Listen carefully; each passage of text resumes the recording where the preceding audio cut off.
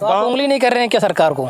नहीं कर रहे हैं, लेकिन अब आप समझ लो नगाड़े के आगे तूती कहाँ विशालती है। भारतीय जनता पार्टी है, ये गणेश गोबर गंगा की बात करती है, ये विकास की बात नहीं करती ना। इसका कोई पूर्वक धरने बैठे थे, इनको पुलिस अरेस्ट कर ले गई, उठा ले गई, इनकाउंटर करना चाहती थी, लेकिन दबाव इतना था, किसानों को दबाव था, तो उठा रहे हैं आप। लेकिन सच्चाई कहने वाला आदमी जेल के सलाखों के पीछे। राजनीतिक नेता जब बोलता है तो आप आजम खान साहब को देख रहे हो क्या हुआ उनके साथ जी।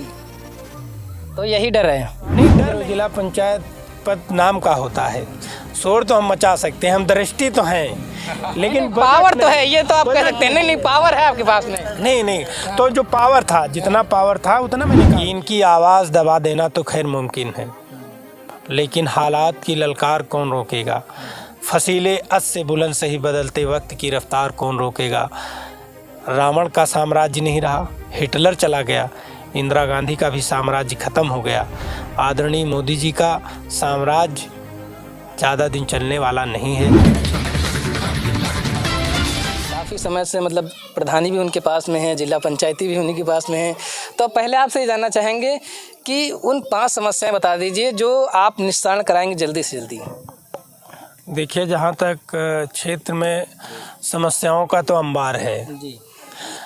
यदि 5 समस्याएं लेकर हम चलेंगे तो फिर हम अपने दायित्व 5 बेसिक समस्याएं ना, जो बेसिक समस्याएं ये हैं। एक तो काकोरी से जो बहरू संपर्क मार्ग है, उसकी लड़ाई हम और हमारे प्रिय छोटे भाई मनीष जी लगभग 1 वर्ष से लगातार लड़ रहे हैं। उसकी हालत भी बहुत ख़राब है, क्योंकि काकोरी एक ऐतिहासिक ब्लॉक है और बहरू मार्ग से लगभग इस क्षेत्र के 100 गांव जुड़े हैं। तो उस सड़क के ख़राब होने से हमारे क्षेत्र की जो हमारी बालिकाएं हैं, या जो छात्र हैं, छात्राएं हैं, या जो दैनिक मजदूर हैं, या जो छोटे छोटे कारोबारी हैं, जैसे सब्ज़ी का जो लोग उत्पादन करते हैं, या छोटे छोटे जो मझोले दुकानदार हैं, उन सबको बड़ी समस्याओं का सामना करना पड़ता। होता अक्सर ये है कि रात में अक्सर दुर्घटनाएं हो जाती हैं, तो उन दुर्घटनाओं की जिम्मेदार सरकार तो है। यदि सड़क बन जाएगी तो तमाम समस्याओं से निजात हो जाएगा। तो हाँ, तो उस पे हम लगे हैं और संगठन के भी माध्यम से काफ़ी ताकत मिली है और आश्वस्त भी किया गया है, उसमें शायद बहुत जल्दी काम शुरू हो जाएगा। लेकिन अभी 1.5 साल हो चुके हैं, काम हो जाना चाहिए था जहाँ तक होता है। लेकिन गांव में जैसे आप देखेंगे कि कुछ को पक्के घर नहीं मिल पाए हैं, लेकिन मोदी जी की जो उज्ज्वला योजना है, चाहे वो बिजली का मीटर हो, चाहे वो शौचालय हो, वो मिल गई हैं, लेकिन अगर देखा जाए उनको घर नहीं मिल पाए हैं। देखिए, मैं बताऊं कि कोई भी पार्टी होती है उसका एक अपना मैनिफेस्टो होता है। जैसे कांग्रेस का अपना मैनिफेस्टो है, समाजवादी पार्टी का अपना एक संविधान है, भारतीय जनता पार्टी का एक अपना संविधान है। तो जहाँ तक हमारी पार्टी का संविधान है, जब हम लोगों की सरकारें रहीं, चाहे पूज्य नेताजी रहे हों, चाहे माननीय अखिलेश यादव जी रहे हों, तो हमारा विज़न था कि कपड़ा रोटी, स्वस्थ मकान, सड़क सुरक्षा और सम्मान। हमारी पार्टी का जो संविधान है उसमें प्राथमिकता है किसान, उसमें प्राथमिकता है शिक्षा, उसमें प्राथमिकता है स्वास्थ्य, उसमें प्राथमिकता है कि रोज़गार का सृजन कैसे हो, सड़कें गांव की कैसे ठीक हों, गांव तक बिजली की व्यवस्था कैसे सुनिश्चित हो, गांव में किसान के खेत तक पानी कैसे पहुंचे, लोगों को पेंशन, गरीबों को पेंशन कैसे मिले, किसान का बीमा कैसे हो, हमारा किसान कैसे खुशहाल होगा, फीस वृद्धि कैसे वापस हो, गरीब का बेटा उच्च शिक्षा हासिल कर सके। ये हमारा मैनिफेस्टो है।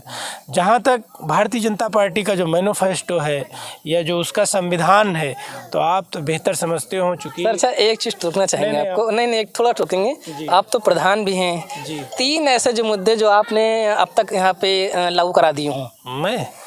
मैं जब प्रधान था तो आप यकीन मानिए, उत्तर प्रदेश की राजधानी लखनऊ है। लखनऊ में जितनी देर बिजली का प्रकाश या बल्ब जलता था, उतने वक्त यहाँ भी बिजली का बल्ब जलता था। और मुझे फ़क्र है कि यार नेताजी मेरे बीच नहीं हैं, नेताजी से जब मैंने अनुरोध किया था तो हमारे गांव इस पंचायत तक 18 किलोमीटर की लाइन बड़े बड़े खंभों में नहर से बन के आई थी। हमने काम किया है। हमारे यहाँ पर सामुदायिक नलकूप है, वर्षों से ख़राब पड़ा था, उसको हम लोगों ने अपने संसाधन से ठीक कराया। और एक लोहिया नलकूप हमारी पंचायत में आदरणीय अखिलेश यादव ने दिया था। एक जब मॉडल तैयार हो रहा था तो आदरणीय अखिलेश यादव ने हमारे गांव के लिए को चिन्हित किया था और उस टेबल लगाने का काम किया था। जहां तक आप 5 काम बता रहे हो, जब हिंदुस्तान में बल्कि उत्तर प्रदेश में जब आरसीसी रोड बनाने का एक मॉडल सरकार लाई थी तो उसकी शुरुआत हमारे बगल गांव सराय अलीपुर से शुरू हुई थी। जो गांव का अंतिम मोहल्ला था, जिसको लोग चमरही नाम से पुकारते थे, उस गांव में आरसीसी बनने का काम शुरू हुआ था। तब घरों में नापदान नहीं थे। मैं हालांकि चैनल के माध्यम से मैं कोई बात कह दूंगा तो मुझ पे मुकदमा लिख जाएगा, लेकिन मैं कहना चाहता हूं, यहाँ एज का फाउंडेशन ख़त्म हो गया था। हर गरीब के घर पेंशन जाती थी, हमने वो काम किए। लेकिन अभी जैसे हमने भी सर्वे किया है बहुत जगह, अभी जितने कि ये जो पेंशन है बहुत जगह कट गई है। हाँ, कट गई, नहीं मिल रही है। हाँ, तो ये तो आप सरकार के जो जिम्मेदार लोग हैं, आपको उनसे बात करनी चाहिए। हम लोग सरकार से दूर हैं।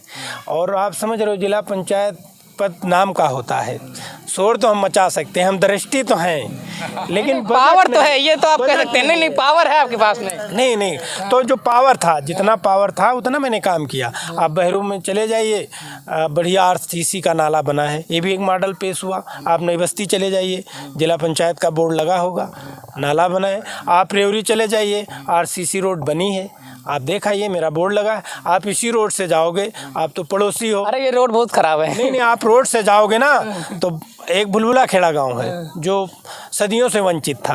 आप देखिए, डामर रोड पड़ा है, हमारा बोर्ड लगा है, हमने बनवाया है।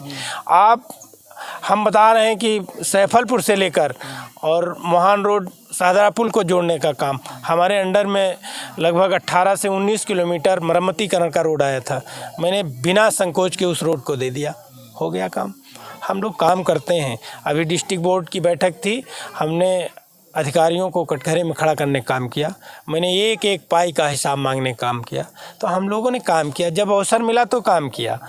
और सम्मान देने, मैं कहना चाह रहा हूँ, जैसे यहाँ मुद्दे उठ रहे हैं कि पुलिस गश्ती नहीं, यहाँ लोग साक्षी हैं।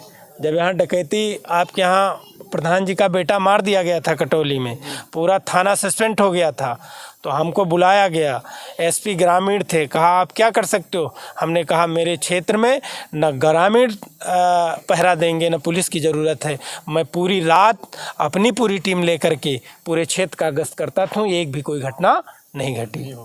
हाँ, हम लोग उस सोच के हैं, उस विचारधारा के लोग हैं। अच्छा, अभी हम सुनने थे, भाषण दिया जा रहा था कि गांव में जो है स्वास्थ्य केंद्र जरूर होना चाहिए। हाँ, स्वास्थ्य केंद्र होने से काम नहीं चलेगा। स्वास्थ्य केंद्र को संचालित करना होगा। स्वास्थ्य केंद्र हैं लेकिन वो संचालित नहीं हो रहे हैं, उसमें दवा की व्यवस्था नहीं।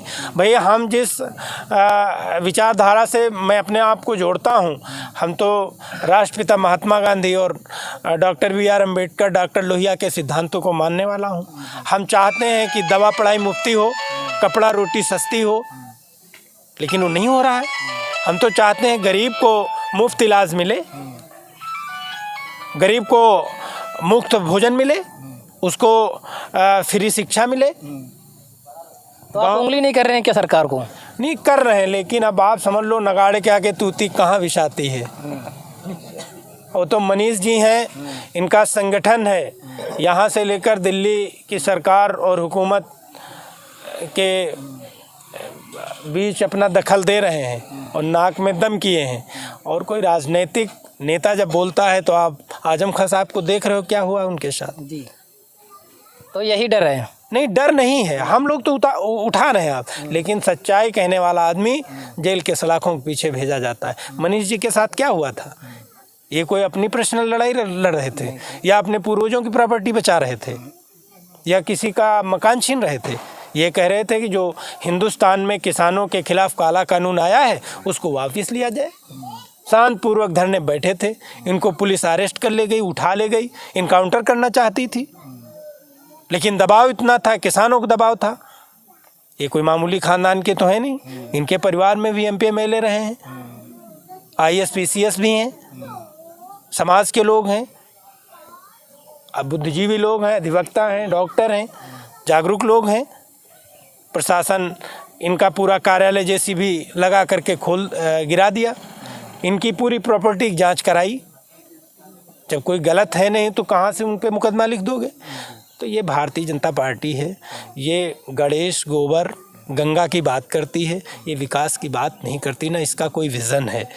भारतीय जनता पार्टी का विज़न है कि व्यक्ति को लाचार कैसे किया जाए, उसका जो आने वाला कल है, जो उसका भविष्य बच्चा है, वो शिक्षा से वंचित कैसे रहे, वो कुपोषित कैसे हो, उसको सही उपचार न मिल सके, वो असुरक्षित कैसे महसूस करेगा, उसके अंदर भय कैसे व्याप्त होगा। भय, भूख और भ्रष्टाचार पर पूरी सरकार टिकी हुई है। और मैं कहना चाहता हूँ, जो देश में पूरे विश्व में देखा जाए जो हालात श्रीलंका के हुए हैं, यदि सरकार रही तो वही हालात हिंदुस्तान के भी होने से कोई बचा नहीं सकता है। और रोजगार कम किए जा रहे हैं। जो किसान का बेटा सरहदों पर शीश कटाने के लिए जाता था, अब तक जितनी सरकारें रहीं उन्होंने पूरी सिक्योरिटी दी उसको। आज 4 साल की नौकरी कर दी गई है। बताओ, वो जान गंवा करके उसका परिवार कैसे चलेगा, उसका भविष्य कैसे चलाएगा? वो भी बेरोजगार होकर चलाएगा। हम तो आप लोगों से कहना चाहता हूँ, मीडिया भी बहुत दबाव में रहती इनके। आप तो चौखंबा राज की परिकल्पना के आप एक अभिन्न अंग हैं। राष्ट्रपिता महात्मा गांधी जी ने यही कहा था कि देश में दबे कुचले और गरीब समाज की बात आपके माध्यम से उठेगी। यदि विपक्ष कमज़ोर होगा कुछ नहीं होगा। तो जो पत्रकारिता का जगत है, जो लेखनी है, ये गरीबों की बात उठाएगी। मुल्क की आज़ादी में आप सबका बड़ा योगदान रहा, लेकिन वर्तमान में आप लोग भी दबाव में हो, आप सही बात नहीं कह पाते हो। आए दिन भ्रष्टाचार, बलात्कार, छिनैती, डकैती, लूट, हत्याएं हो रही हैं। क्या कोई आवाज़ उठा पा रहा है? फिर मुझे लगता है जब तक सरकार की छवि पर दाग नहीं लगता है तब तक कोई काम नहीं होता है। नहीं, कैसे दाग लगेगा? हमने बहुत से ऐसे मसले देखे हैं, हमने टीवी पर देखे हैं, जब तक सरकार की बिल्कुल फजीहत नहीं हो जाती है कि हाँ अब सरकार गिर जाएगी या कुछ हो जाएगा। मैं मनीष जी की तरफ से 4 पंक्तियां कहूँगा कि इनकी आवाज़ दबा देना तो खैर मुमकिन है, लेकिन हालात की ललकार कौन रोकेगा? फसीले अस से बुलंद सही बदलते वक्त की रफ्तार कौन रोकेगा? रावण का साम्राज्य नहीं रहा, हिटलर चला गया, इंदिरा गांधी का भी साम्राज्य ख़त्म हो गया। आदरणीय मोदी जी का साम्राज्य ज़्यादा दिन चलने वाला नहीं है। इस देश की जो आवाम है वो अंगड़ाई धीरे धीरे लेने जा रही है। युवा संगठित है, गरीब संगठित है, और आने वाले समय में परिणाम कुछ दूसरा ही होगा।